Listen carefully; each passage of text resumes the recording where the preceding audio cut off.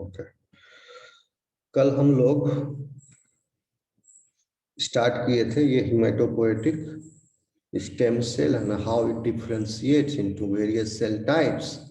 So today we will see this hematopoietic stem cell is differentiated into myeloid progenitor cell and then into other cell types.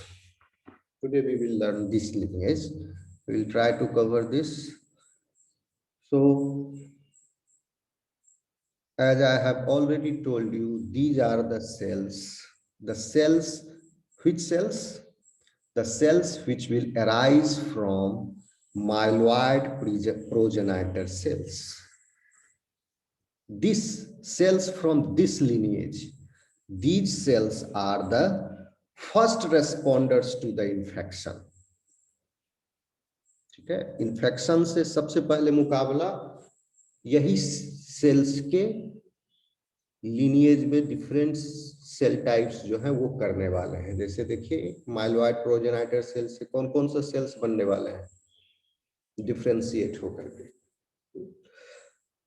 एक major group है that is granulocyte. ठीक, इस granulocyte में फिर granulocyte से आप देख रहे हैं यहाँ पर one peculiar phenomenon which is happening here, that from some type of granulocytes macrophages are differentiating. Okay, antigen presenting cell you can say in particular, these are arising from granulocyte only, and the second class is platelets which arrive from this and erythrocytes. First we will cover this one. Okay, जैसे granulocyte portion, myeloid progenitor पर granulocyte, then granulocyte से monocyte, macrophage, dendritic cell. So these cells are the first responders of the infection. Picture दिख रहा है सब लोगों को? आवाज आ रही है मेरी? Yes, sir. Okay. So from where these cells are arising? This is common myeloid progenitor. All of these cells are arising from common myeloid progenitor cell. In short form, it is written as CMP. लिखता ही जाता हूँ साथ साथ.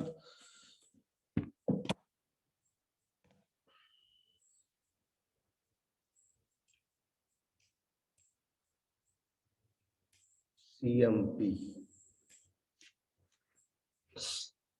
CMP से फिर इसी CMP से red blood cell भी राइज हो रहा है, यानी एरिथ्रॉइड वाले लिनिएज नीचे था.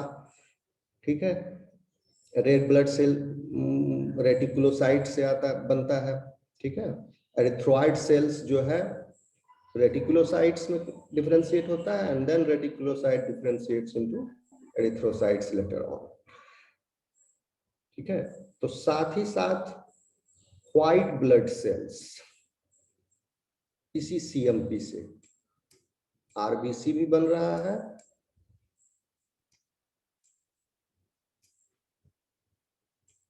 और डब्ल्यूबीसी भी अराइज हो रहा है.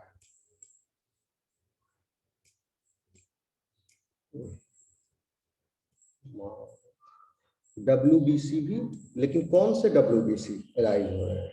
इनसे ग्रैनुलोसाइट्स, फिर those WBCs which are not granulocytes such as monocytes, some modified monocytes which works as macrophages, and still further modified macrophages और भी जो है modified form, that is dendritic cell. These type of WBCs are arising from myeloid progenitor cells. And other type of WBCs such as natural killer cell, B cell, T cell, okay, these are arising from lymphoid progenitor cells. So why I am saying that these are the first cells which respond to the infection? Why? Because of the granulocytes. You will see that neutrophil is the first one who interacts with the infection. कल भी मैंने बताया था आपको, ये पहला योद्धा है जो आपकी रक्षा के लिए मैदान में कूदता है, कूदा हुआ सब है, लड़ रहा है. These are the first responders. Then macrophages, monocytes, these will act. Okay? इतना समझ में आया आप लोगों को? Yes, sir. Okay. तो वन बाय वन हम लोग कवर करेंगे. पहले ग्रेनुलोसाइट्स को, first of all clear it.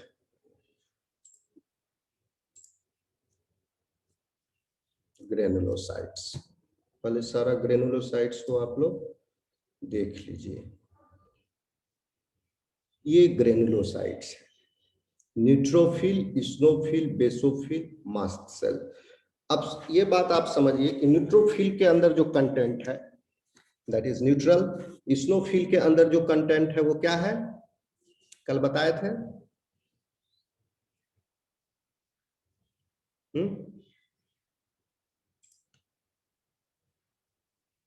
What is the content inside the neutrophil?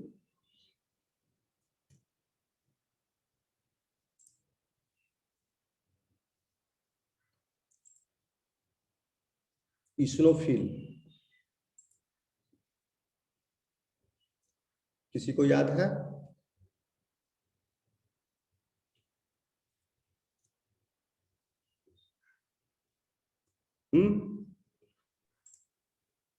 No, sir. कोई फायदा नहीं कल के पढ़ाने का. सर ये बताए थे कि WBC में न्यूट्रोफिल सबसे ज्यादा होते हैं ये सब, और एक्सेसिव डोज से फैटल हो जाता है. सिक्रेट करता बी और टी से. हाँ ये सर. अच्छा, न्यूट्रोफिल्स देखो, फिर कंफ्यूज करोगे तुम लोग. देखो न्यूट्रोफिल के अंदर का कंटेंट तो न्यूट्रल है. फोकस करो इस्नोफिल पर. Eosinophil as the name suggest, as the name suggests, it is eosine loving, sorry. Feel मतलब क्या होता है? Loving. सर इन्फ्लामेशन से रिलेटेड है सर. फंक्शन में ना इन्फ्लामेशन से रिलेटेड है. इन्फ्लामेशन से रिलेटेड आपका बेसोफिल भी है, मास्ट सेल भी है, न्यूट्रोफिल भी है. So I'm talking about eosinophil. तो ये कंफ्यूजन होगा आपको. इस्नोफिल देखो, आप ये समझो this is eosin loving and there is a system. ये स्टेनिंग सिस्टम है, हिमेटोजाइलिन एंड इयोसिन सिस्टम इसको बोला जाता है. तो हिमेटोजाइलिन एक्चुअली इज बेस, ठीक है, और eosin is acid, acidic solution. अब आप समझ लो, eosin, eosinophil is eosin loving. That means the content of the eosin is acidic or basic? Acidic. फिर से सोचिए, it is loving acidic, so the content is basic.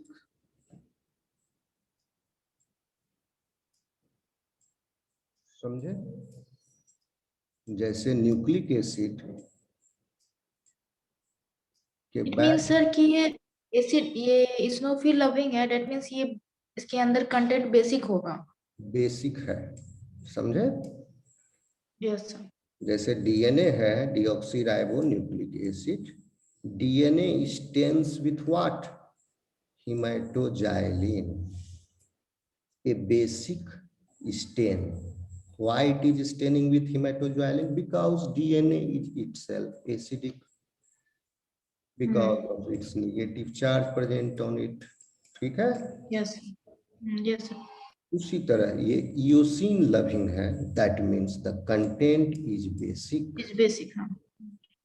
उसका उल्टा हो जाएगा बेसोफिल में,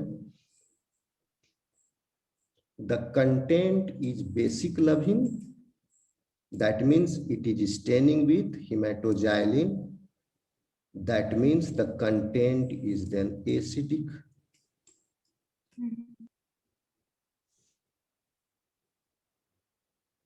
ठीक है? Yes sir. अब कंफ्यूज करोगे कभी? नहीं करोगे ना? नहीं नहीं। समझ गए?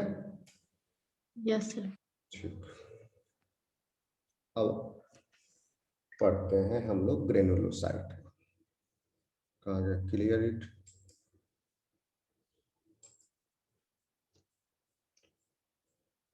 सो क्या था? ग्रेनुलोसाइट आपका इनेट इम्यून सिस्टम के सेल्स हैं, and these constitute the front lines of the attack during immune response, because neutrophils will come and attack. ठीक है? So these granulocytes, these are white blood cells, and under them collectively neutrophils are granulocytes, basophils are also granulocytes, eosinophils, basophil, and mast cell. These four types are the granulocytes. You can see their cellular morphology, okay, and on the basis of their content, जैसे histamine जो है, histamine जो है वो neutrophil में भी होता है, बेसोफिल में भी होता है, मास्ट सेल में भी होता है, इस्नोफिल में नहीं होता है।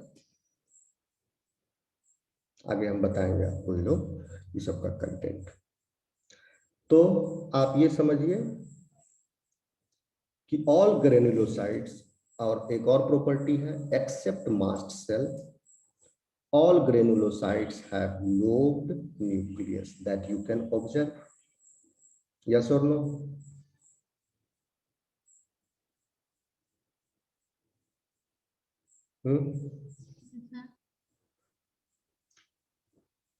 And their cytoplasm is also with the granules that I have already described just now. किसी में basic content है, किसी का acidic content है, here the neutral content, here also somewhat basic content, ये भी basic है। ठीक है? समझ में आ रहा है आप लोगों को?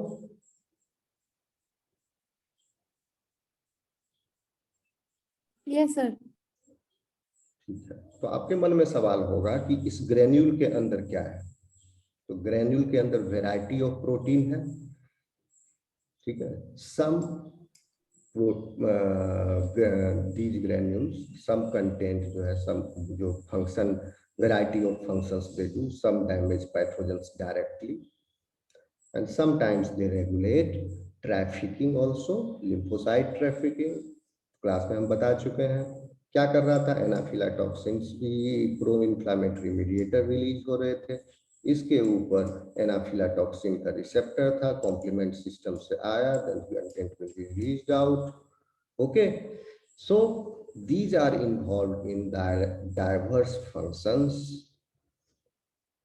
these granulocytes. Interestingly, this has also been found out recently that particularly neutrophils, they remodel your tissue. इसका मतलब हम आपको थोड़ी देर के बाद समझाएंगे कि आपके टिश्यू को कैसे रिमॉडल करता है न्यूट्रोफिल्स। कंपोजिशन तो आपको पता ही है, ठीक है। डब्ल्यूबीसी में सबसे ज्यादा कौन होता है? Neutrophil sir. Sir neutrophils. Okay, neutrophil सबसे ज्यादा, यस सर, तो neutrophils, these are the cells which are present in around 50 to 70% in of the circulating leukocytes. Circulating leukocytes का भी नंबर जो है आरबीसी की संख्या से बहुत कम है, ये भी आप ध्यान में रखो। आरबीसी से बहुत बहुत कम होती है संख्या डब्ल्यूबीसी की, ठीक है। जैसे कि आरबीसी था, कल हम बताए थे 50 लाख, तो डब्ल्यूबीसी कितना था? 8,000 के लगभग। कहाँ 50,000, कहाँ 8 लाख। 1 मिलीलीटर ब्लड में आरबीसी 50 लाख है और डब्ल्यूबीसी 8,000 है, लेकिन इस 8,000 में भी 50 से 70% संख्या जो है वह न्यूट्रोफिल्स की है, ठीक।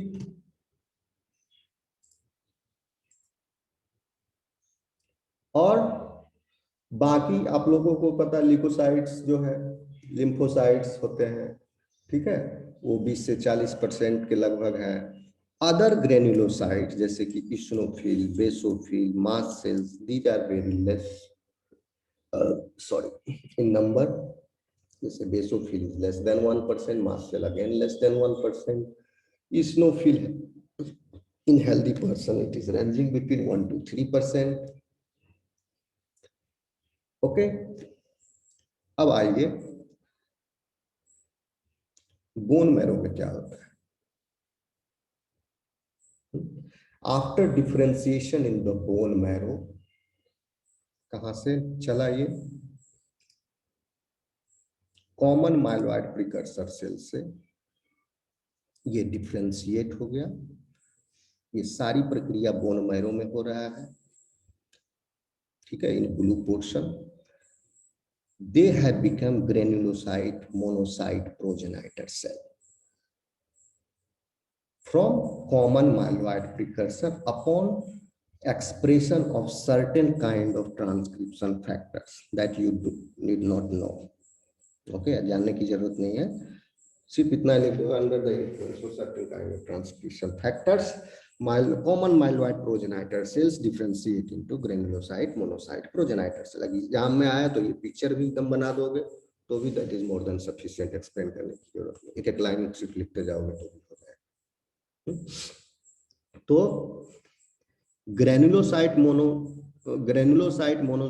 मोनोसाइट प्रोजेनाइटर सेल जो है वो अराइज हो गया आपके बोन मैरो में ही। समझ में आ रहा है?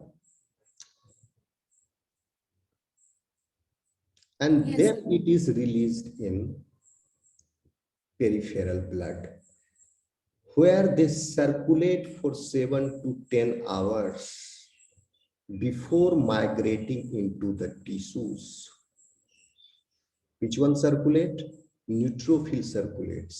तो आप देखिए कि इसका प्रोडक्शन का रेट कितना ज्यादा होगा। हर 7 से 10 घंटा में न्यूट्रोफिल्स की संख्या 50% होनी ही चाहिए मिनिमम, कम से कम आपके ब्लड में टोटल डब्ल्यूबीसी की। वह 50% मेंटेन करने के लिए हर 7 से 8 घंटा में ये जो अभी पैदा हुआ बोन मैरो से जो पेरिफेरल ब्लड में आया न्यूट्रोफिल, वो 7 से 10 घंटा में वो चला जाएगा कहाँ? ब्लड से निकल के माइग्रेट होके टिश्यूज में। टिश्यूज में जाकर के वो मैक्रोफाजेज एंड डेंड्राइटिक सेल बनेंगे। तो इस 50% यानी 8,000 का 4,000 की संख्या मेंटेन करने के लिए हर 1 मिलीलीटर ब्लड में, अब 5 लीटर किसी के बॉडी में ब्लड है तो आप कैलकुलेट कर लो कितने न्यूट्रोफिल सेल्स हर 8 घंटे में ऐड करने पड़ते होंगे। और फिर वो न्यूट्रोफिल्स जो है टिश्यूज में जाके डिस्ट्रक्ट भी हो जाता है। क्यों होता है? कि कॉन्स्टेंटली आपके बॉडी में pathogens is coming through mucosal lining, through आपका अदर सरफेसेस, जहां से भी उसको एंट्री मिल रहा है दे आर कमिंग, और वो कॉन्स्टेंटली न्यूट्रोफिल जा रहा है टिश्यूज में, यहाँ माइग्रेट होके, and they are fighting and they are dying also over there in that fight. They are getting sacrificed, और then न्यूट्रोफिल बराबर नया नया ऐड हो रहा है। ठीक है, सो आप कह सकते हैं कि न्यूट्रोफिल का लाइफ स्पैन जो है वो कुछ ही दिन का होता है। तो यहाँ तो ब्लड में तो 8 घंटा है, दिन क्यों बोल रहे हैं? दिन इसलिए बोल रहे हैं कि some neutrophils go and migrate in the tissue spaces and they stay also over there in the tissue spaces. Some neutrophils are also stayed in blood. यहाँ पर ये completely tissue space में लिखा हुआ है, peripheral tissues, ये bone marrow है blue वाला peripheral tissue। तो आप ये मत समझना कि neutrophils are completely in the peripheral tissue, no, they are in the circulation also, but in the circulation their range is 50 to 70%। 8 घंटा के बाद वो चला गया पेरिफेरल टिश्यूज में, कांस्टेंट इधर से सप्लाई है, बन रहा है लगातार। ओके, न्यूट्रोफिल्स का कुछ दिन इसका लाइफ इसलिए कि डिफरेंशिएशन होने के बाद टिश्यूज में भी ये है कुछ दिन तक, जब तक उसका वो मरा नहीं जाता है किसी से। ठीक है, तो कुछ, so this is only in base. समझ में आ रहा है आप लोगों को? Yes, sir. ठीक है, अब होता क्या है, जब मान लो कि कोई बीमारी कॉन्स्टेंटली, तो आपका न्यूट्रोफिल फाइट कर रहा है और आप हेल्दी हो, इस वजह से भी इसका भी कंट्रीब्यूशन है बहुत। पहले समझा जाता था कि न्यूट्रोफिल्स जो है एक तरह का सेल है जो कि लड़ लड़ के डिस्पोज हो, जैसे डिस्पोजेबल कोई चीज नहीं होता, लिखो फेंको, उस टाइप का सेल है। उस पर ज्यादा ध्यान नहीं गया, लेकिन अब पता चल रहा है कि ये बहुत ही इंपॉर्टेंट सेल है। सारे सेल्स इंपॉर्टेंट है, ऐसा नहीं कि यही है, ठीक है, लेकिन ये बहुत ही इंपॉर्टेंट है ये भी। और अभी ये भी पता चला है कि न्यूट्रोफिल्स जो है एडेप्टिव इम्यून सिस्टम को भी रेगुलेट करता है। तो ऐसे भी आप सोच लीजिए, एडेप्टिव इम्यून सिस्टम को रेगुलेट करे या ना करे, आप देखिए फ्रंट लाइन वर्कर है, पहले लड़ लड़ के सेक्रीफाइस, और अब जो इसको पछाड़ दिया वही ना आगे बढ़ेगा। तो ये बहुत इंपॉर्टेंट है, और ये चला गया आपके बोन मैरो से निकल के पेरिफेरल टिश्यूज में।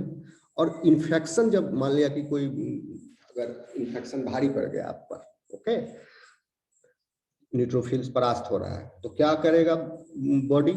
न्यूट्रोफिल्स की संख्या को बढ़ाएगा। ठीक है, अंडर कांस्टेंट इस टाइप का चैलेंज अगर न्यूट्रोफिल्स कम करने लगा तो बोन मैरो से और ज्यादा न्यूट्रोफिल्स बनने लगते हैं, ग्रेनुलोसाइट, मोनोसाइट, प्रोजेनाइटर सेल, फिर ये डिफरेंशिएट होके और ज्यादा बनेगा, इसका और ज्यादा ट्रांसक्रिप्शन फैक्टर बनेगा ये न्यूट्रोफिल्स की संख्या। तो देखिए आपकी किस तरह से ये पॉजिटिव फीडबैक है under the great pathogen attack. ज्यादा पैथोजन का अटैक होगा तो ज्यादा न्यूट्रोफिल भी बढ़ रहा है, पॉजिटिव। ठीक है, तो इसीलिए डॉक्टर जो है, अगर आप बुखार का शिकायत लेके कोई डॉक्टर के पास जाता है तो होशियार डॉक्टर झोला छाप का बात नहीं कर रहे हैं, वो क्या करेगा, बोले कहेगा टीसीडीसी कराओ। तो टोटल काउंट और डिफरेंशियल काउंट में उसको पता चल जाएगा, संख्या देखेगा न्यूट्रोफिल का। अब आप लोग भी किसी का रिपोर्ट देख सकते हो और समझ जाओ। बता देते हैं ट्रिक, न्यूट्रोफिल की संख्या बढ़ी हुई रही, 50 से 70% नॉर्मल रेंज है।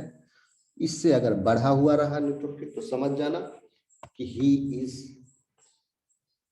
कोई उसके अंदर प्राइमरी इन्फेक्शन है, he is with primary infection, कोई मतलब ताजा ताजा उसको कोई इन्फेक्शन हुआ है, भारी पड़ा है उसके ऊपर कोई पैथोजन ताजा ताजा, क्योंकि neutrophils are the first responders, acute infection.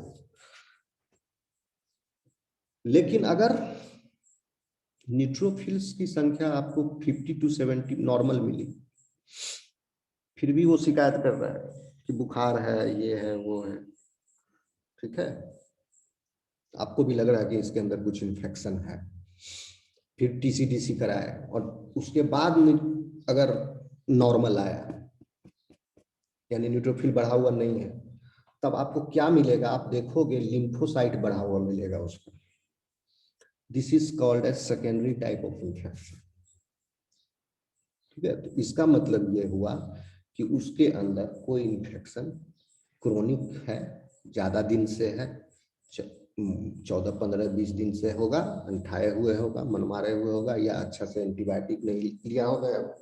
अब that infection has become chronic now because of the elevated levels of the lymphocytes, क्योंकि अब एडेप्टिव इम्यून सिस्टम जो है उसका फाइट कर रहा है, वहाँ पूरा लड़ रहा है, न्यूट्रोफिल्स पर फेल हो चुका है, वो अब नॉर्मल रेंज में आ गया वापिस।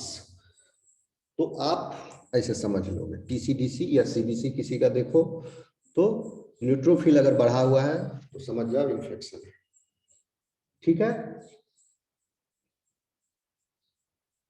Yes sir. ओके। और यही जो इसको ल्यूकोसाइटोसिस भी बोलते हैं, न्यूट्रोफिल्स जो बढ़ा हुआ रहता है ना, ये ट्रांजिएंट इंक्रीज है। न्यूट्रोफिल्स जो बढ़ा हुआ, मान लिया 90% न्यूट्रोफिल्स होगा, तो 90% न्यूट्रोफिल हुआ है वो कुछ ही टाइम को, कुछ ही दिन के लिए हुआ, कुछ घंटे के लिए हुआ, ताकि उस इन्फेक्शन को अच्छे से लड़ सके वो। अगर ये इन्फेक्शन बढ़ा हुआ नंबर न्यूट्रोफिल्स का बढ़ा हुआ रह जाए बिना इन्फेक्शन के, तो क्या होगा?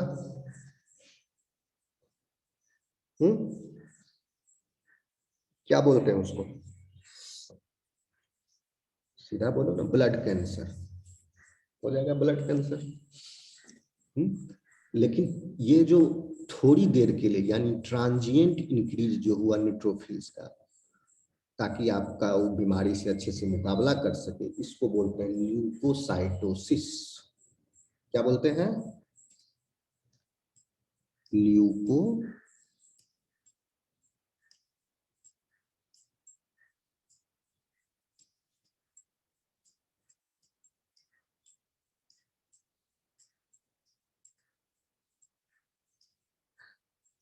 transient increase of neutrophils under the antigenic challenge is called as leukocytosis. ठीक है, जैसा कि आप लोगों को अब कॉम्प्लीमेंट सिस्टम में हम पढ़ाए थे कि न्यूट्रोफिल्स जो है को कौन रिक्रूट करता है to the site of infection, क्योंकि neutrophils is there in the blood vessel and some neutrophils are in the tissue spaces also outside. So if that is not sufficient, then the neutrophils from the blood vessels will come to the tissue spaces. So this will be recruited by inflammatory molecules such as chemokines.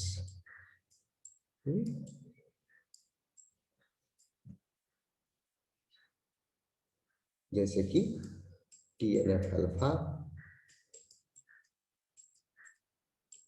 IL-6। अब यहाँ पर देखने वाली बात है कि TNF alpha और IL-6 is also released by neutrophils, तो एक तरह से एम्प्लीफिकेशन होता है।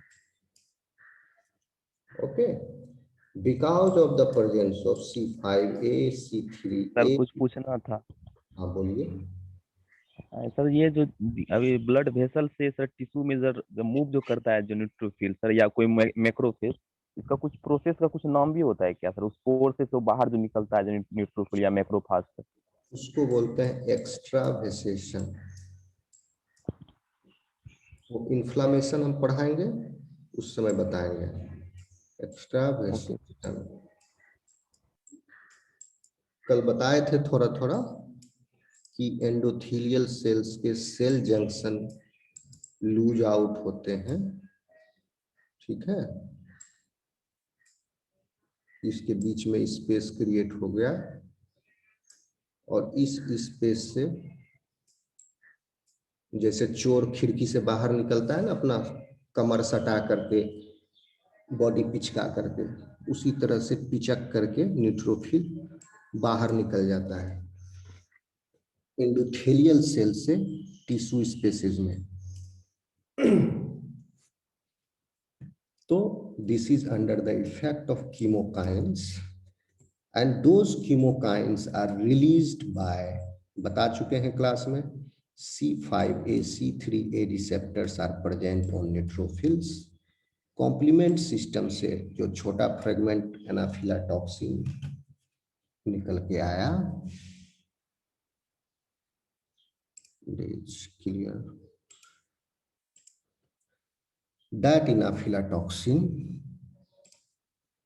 Receptor is present on neutrophil. तुम लोग को ऐसा तो नहीं ऊपर से जा रहा है, हम बहुत सिंपल ढंग से समझाने को ऑलरेडी पढ़ा चुके हैं। सब समझ रहे हो कि नहीं समझ रहे हो? Yes sir. एनाफिलाटॉक्सिन बताए थे ना, तो एनाफिलाटॉक्सिन का रिसेप्टर जो है आपके न्यूट्रोफिल पर वो आया, बाइंड किया। जी कपल्ड प्रोटीन रिसेप्टर है ये, ठीक है। जी कपल्ड सिंगल ट्रांसडक्शन हुआ, जीटीपी को जीटीपी रिप्लेस किया इसका साइटोप्लाज्म में, कंटेंट आर ऊज्ड आउट। तो इसके कंटेंट में IL-6 TNF अल्फा निकला। और ये प्रो इन्फ्लामेटरी मीडिएटर्स जो है, प्रो इन्फ्लामेटरी मीडिएटर्स तो हो गया C5a और C3a, और इन्फ्लामेटरी मीडिएटर्स जो हैं ये आपके जो फर्स्ट राउंड ऑफ जो इन्फ्लामेशन में निकला वो था TNF अल्फा एंड IL-6। ये भी न्यूट्रोफिल से निकला, और ये जब न्यूट्रोफिल से निकला तो ये न्यूट्रोफिल्स को और कीमो अट्रैक्टेंट का काम किया टिश्यू। और ये जो निकला वो कौन सा न्यूट्रोफिल से निकला? ये टिश्यू में जो न्यूट्रोफिल्स थे उनसे निकले, ठीक है। क्योंकि पहले पैथोजन का टिश्यू में मुकाबला, टिश्यू के थ्रू अगर एंट्री हुआ है, ठीक है, आगे मान लो कि हाथ पे कोई घाव हुआ तो टिश्यू के थ्रू एंट्री हुआ, तो टिश्यू में जो न्यूट्रोफिल्स थे रहने वाले और कॉम्प्लीमेंट सिस्टम एक्टिवेट हुआ टिश्यूज में, तो दोज न्यूट्रोफिल्स से उसमें जो था C5a C3a रिसेप्टर के बाइंड होने के बाद TNF अल्फा IL-6 टिश्यूज में निकल गया। अब टिश्यू से निकल के वो लीक हुआ, फिर कीमो अट्रैक्टेंट का काम किया, तो फर्दर न्यूट्रोफिल्स जो है टिश्यू स्पेस में आए, और वहां पर आने के बाद ये TNF अल्फा IL-6 और बुलाया उनको, फिर वहां आया कॉम्प्लीमेंट सिस्टम में छोटा फ्रेगमेंट है ही, फिर उनसे फिर और TNF अल्फा IL-6 निकलेगा। इस तरह जितने न्यूट्रोफिल्स आते जाएंगे TNF अल्फा IL-6 की मात्रा बढ़ती गई, तब तक बढ़ती गई जब तक यहाँ पर पता नहीं चल गया कि अब सफिशिएंट न्यूट्रोफिल आ गए हैं और antigenic challenge has been eliminated, ठीक है। तो उसके बाद एलिमिनेट हो गया। समझ में आई बात? कुछ पूछना है?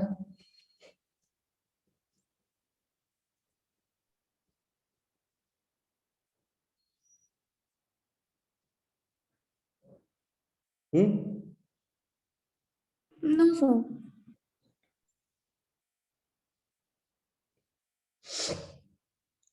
ओके, देखिए अभी आप लोगों को फोटो दिखाना हो, ये फोटो से तो समझ में आ रहा होगा।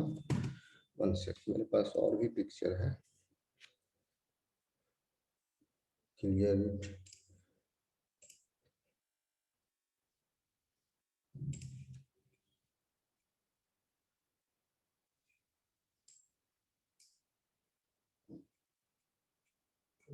फोटो खिसक गया।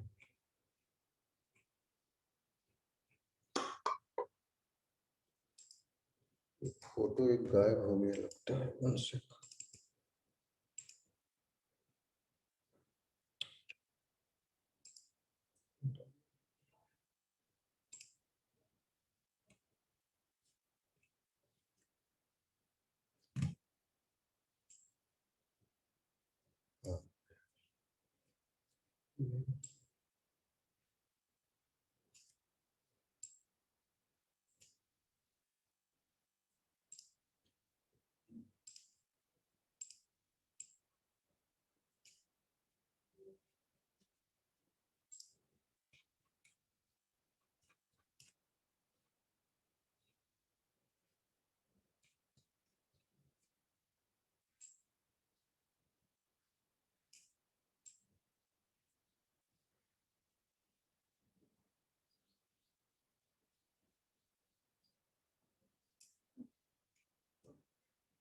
1 सेकंड, ये सारा फोटो है।